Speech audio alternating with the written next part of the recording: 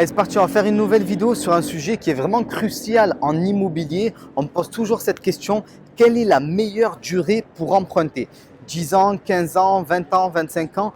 Il y a plusieurs écoles, tout le monde pense avoir la bonne réponse et beaucoup de gens se trompent. C'est souvent une réponse personnalisée, beaucoup plus personnalisée qu'on ne le croit. Donc c'est ça qu'on va voir dans cette nouvelle vidéo.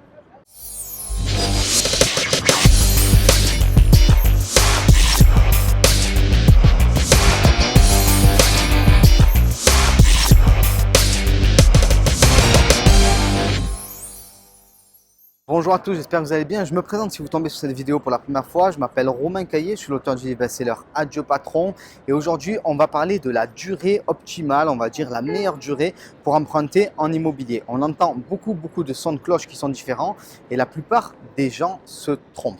Mais avant de rentrer dans le vif du sujet, si tu me découvres pour la première fois, n'hésite pas à t'abonner, à activer la cloche des notifications.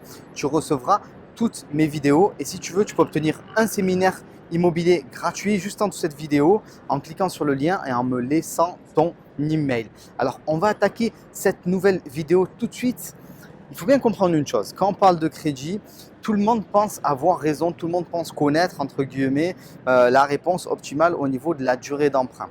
Et il y a deux écoles en fait qui s'affrontent.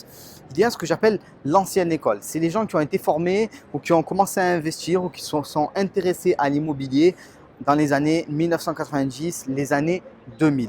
Ces gens-là pensent de la manière suivante, il faut emprunter sur le temps le plus court possible pour pouvoir diminuer le coût total du crédit. C'est vraiment leur objectif. Rembourser le plus vite possible, diminuer le coût total du crédit. Alors, on se dit, mais c'est bête de penser comme ça, on ne profite pas de l'effet de levier, tout ça, et c'est vrai.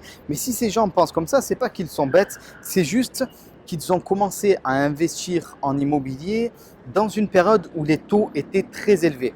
Du coup, si on choisit un crédit qui est long du type 25 ans, on a énormément d'intérêt à payer sur la totalité du crédit et du coup, on se retrouve à payer quasiment 2 fois son bien immobilier et c'est vraiment un problème. Donc ces gens-là pensent rembourser le plus vite possible. Mais ce n'est pas forcément ce qu'il faut faire en immobilier.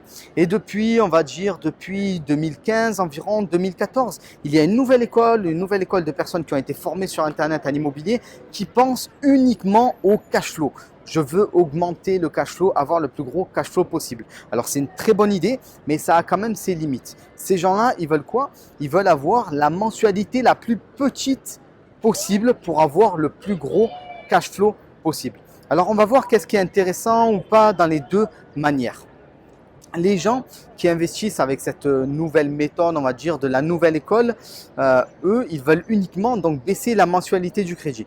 Ils ont raison. Si on fait une comparaison, qu'on emprunte 100 000 euros sur 10 ans, la mensualité va être de 910 euros par mois. Si on emprunte 100 000 euros sur 15 ans, la mensualité va être de 640 euros par mois approximativement. Si on passe sur 20, c'est 515 euros par mois. Donc, on voit que ça diminue.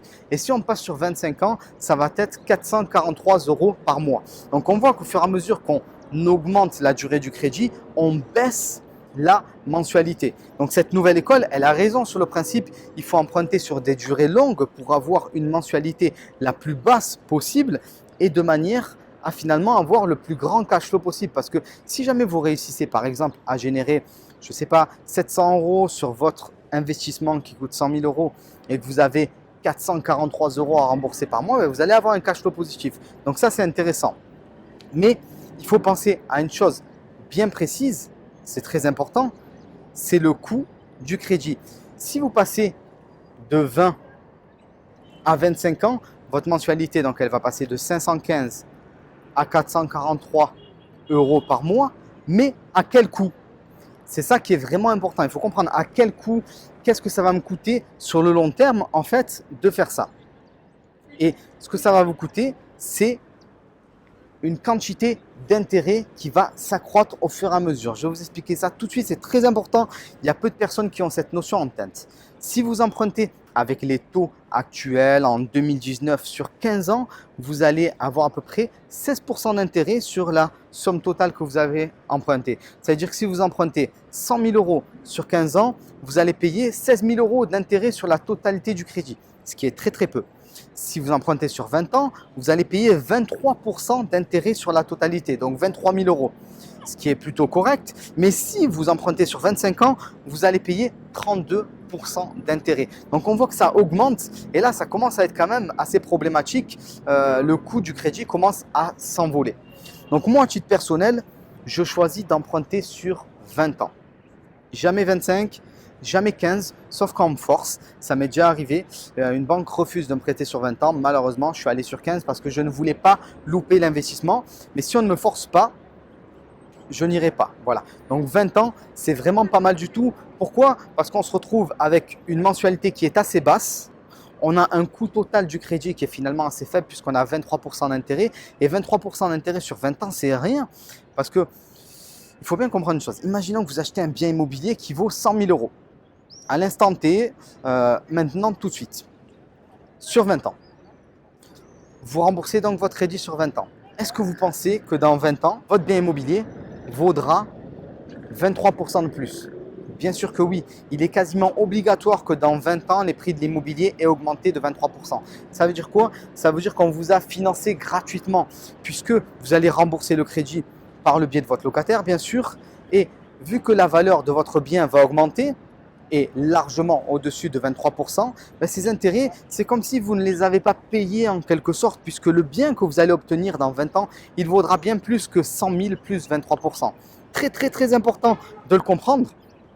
Parce que les taux sont très bas et il faut en profiter. Alors les taux bas, pour moi, ça veut dire quoi? Ça veut dire moins de 3%, allez, moins de 4%, on va dire, mais pas plus que ça. Là, par exemple, à l'instant T, je me trouve au Maroc. Les taux de crédit ici sur 15 ans, c'est 4,5%. Donc, c'est beaucoup plus dur d'investir en immobilier au Maroc qu'en France parce que les taux sont plus élevés. Donc, ici, si on veut investir et avoir finalement du cash flow, un investissement qui est rentable tout de suite, il faut absolument trouver une affaire avec vraiment une rentabilité qui est très très importante. C'est quasiment difficile. Donc comprenez une chose, que si vous investissez en France, le crédit est quasiment donné. Comprenez bien cette chose-là, c'est vraiment très important. Donc ne pensez pas qu'il y a une durée, on va dire, optimale dans tous les cas. Moi je vous conseille 20 ans, c'est le meilleur compromis. Mais si vous n'avez pas le choix, parce que vous êtes un petit peu juste, passez sur 25. Si on vous refuse le 20 ans et que vous ne trouvez aucune banque qui va vous financer sur 20 ans, prenez le 15. L'essentiel, c'est de prendre son crédit pour commencer à investir et démultiplier les investissements. Parce qu'en fait, c'est de l'argent qui est créé à partir de rien et qui vous est quasiment donné. D'autant plus que c'est le locataire qui va rembourser à votre place. Donc ça, il faut le comprendre. C'est vraiment très, très important. Si vous avez regardé cette vidéo jusqu'au bout, je pense que vous êtes vraiment intéressé par l'immobilier. Donc, je l'ai dit en début de vidéo, je vous ai mis un séminaire immobilier gratuit à disposition juste en dessous. Il vous suffit juste de cliquer sous cette description et de me laisser votre email et vous aurez immédiatement ce séminaire immobilier gratuit. N'oubliez pas aussi une chose, abonnez-vous à la chaîne et activez les notifications, sinon vous ne serez jamais prévenu des nouvelles vidéos et ce serait dommage. Je vous dis à très vite.